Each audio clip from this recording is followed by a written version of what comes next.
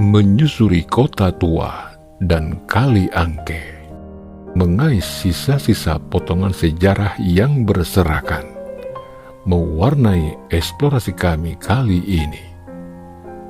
Sang mentari yang membakar kulit berlahan mulai bergeser, membelah waktu. Sore pun mulai beranjak menjemput senja. Dari kejauhan terlihat seonggok awan putih bergerak bebas, mengurai keindahan, bercengkrama bersama sang mentari yang kian melunak. Kami pun bergegas melanjutkan perjalanan menuju istana terakhir.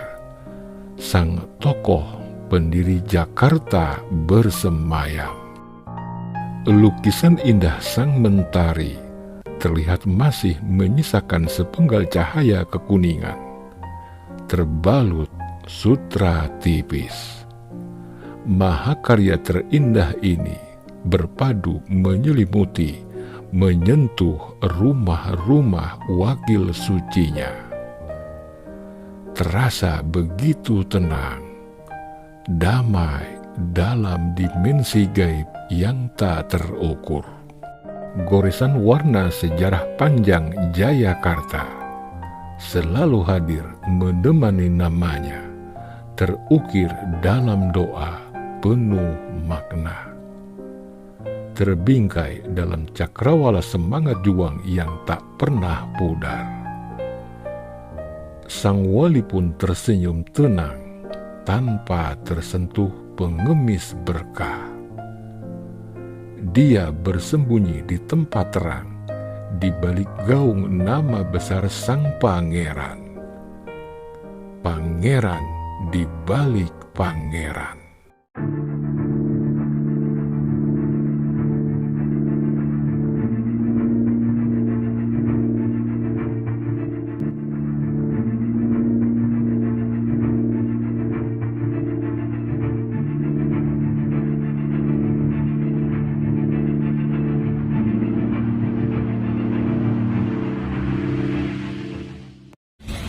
Sahabat Akarimba dimanapun Anda berada, baik yang nyata maupun yang gaib, saat ini tim Akarimba berada di Masjid Jami Angke atau yang disebut juga Masjid Al-Anwar.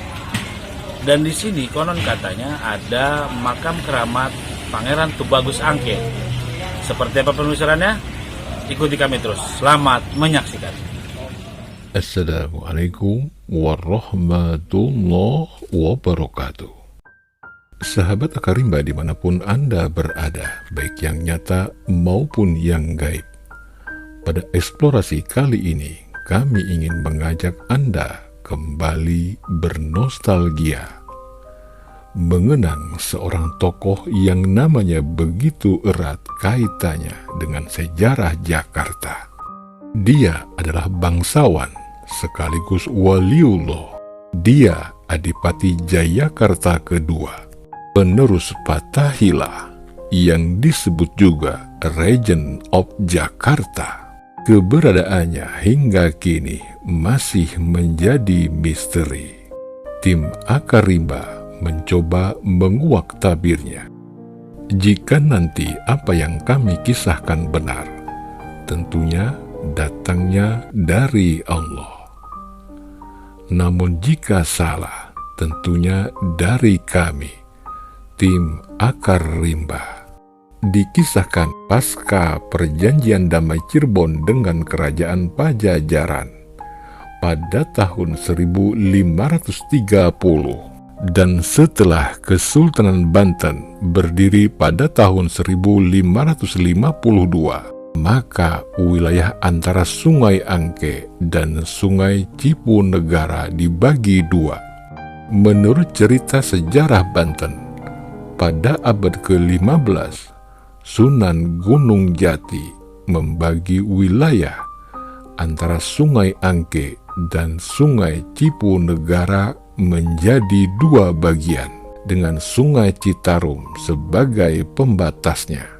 Sebelah timur Sungai Citarum hingga Sungai Cipunegara masuk wilayah Kesultanan Cirebon, yang sekarang menjadi Kabupaten Karawang. Kabupaten Purwakarta, dan Kabupaten Subang. Sedangkan sebelah barat Sungai Citarum hingga Sungai Angke menjadi wilayah bawahan Kesultanan Banten dengan nama Jayakarta. Pada tahun 1568, Maulana Hasanuddin sebagai penguasa Banten yang juga membawahi wilayah Jayakarta mengangkat menantunya Pangeran Tubagus Angke, suami dari Ratu Pembayun Patimah, sebagai penguasa Jayakarta yang sebelumnya sejak peristiwa penaklukan Sunda Kelapa, wilayah ini berada di bawah kekuasaan Padillah Khan atau Fatahillah. Pada zaman Pangeran Tubagus Angke inilah orang-orang Eropa seperti Inggris dan Belanda mulai berdatangan. Masjid Jami Al-Anwar atau Masjid Jami Angke adalah salah satu saksi dan bukti sejarah perjalanan panjang para pejuang kusuma bangsa. Masjid Jami Al-Anwar ini didirikan pada tahun 1761 Masehi, tepatnya 26 Sa'ban 1174 Hijriah. Sebagaimana tertulis pada kaligrafi di ambang pintu sebelah timur. Hal senada disampaikan oleh Dr. Obdehan dalam karyanya Out Batavia. Kali Angke juga menjadi saksi aliran Kemelut yang mewarnai sejarah kelam Jayakarta. Nama Angke pun memiliki arti dan pendapat yang berbeda-beda. Di antaranya, Alwi Sahab, seorang penulis dan budayawan Betawi. Kata Angke berasal dari bahasa Hokkien, yakni Ang yang berarti merah dan Ke yang berarti sungai atau kali. Hal ini terkait dengan kejadian tahun 1740 saat Belanda membantai 10.000 orang Tionghoa di Glodok yang membuat warna air Kali Angke yang semula jernih menjadi merah bercampur darah.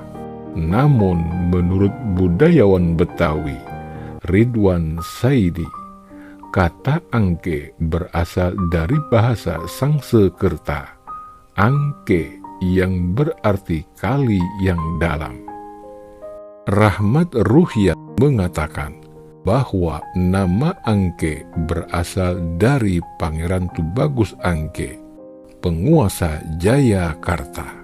Penjelasan ini disangsikan kebenarannya oleh banyak pihak.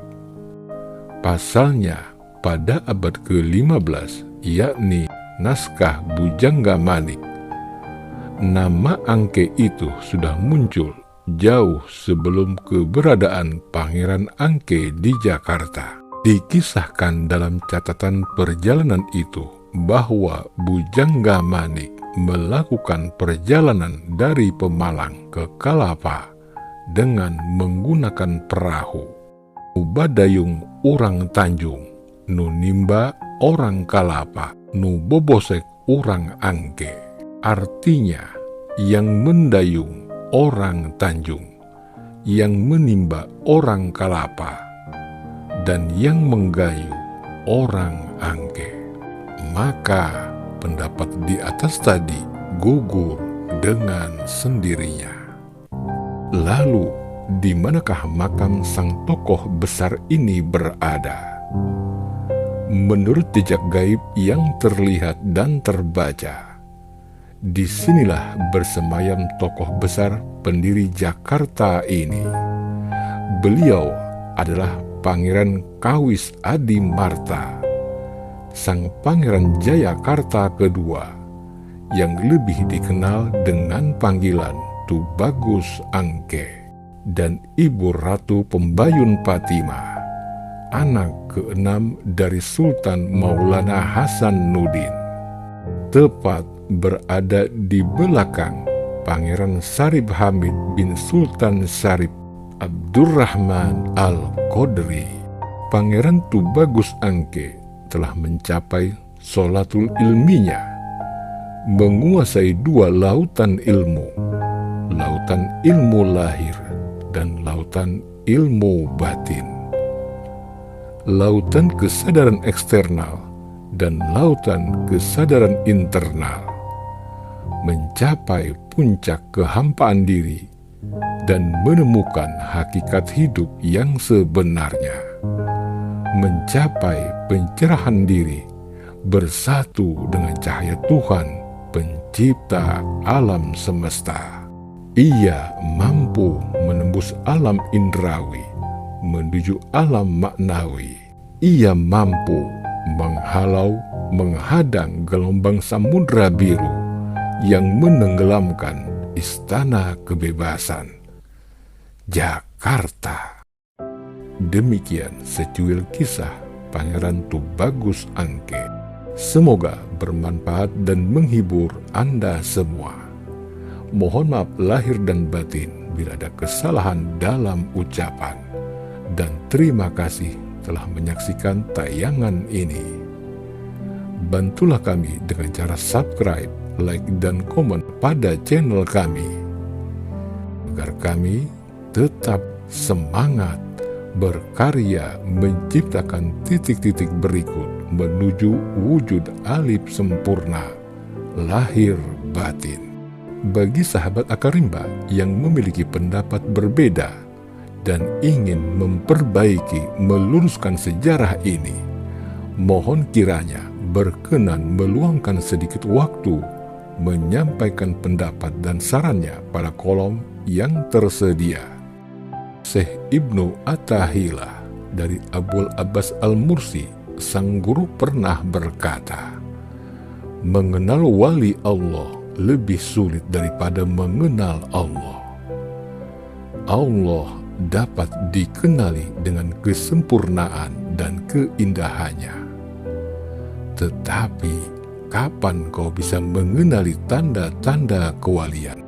Dia makhluk sepertimu. Dia makan sebagaimana kau makan, dan ia minum sebagaimana kau minum.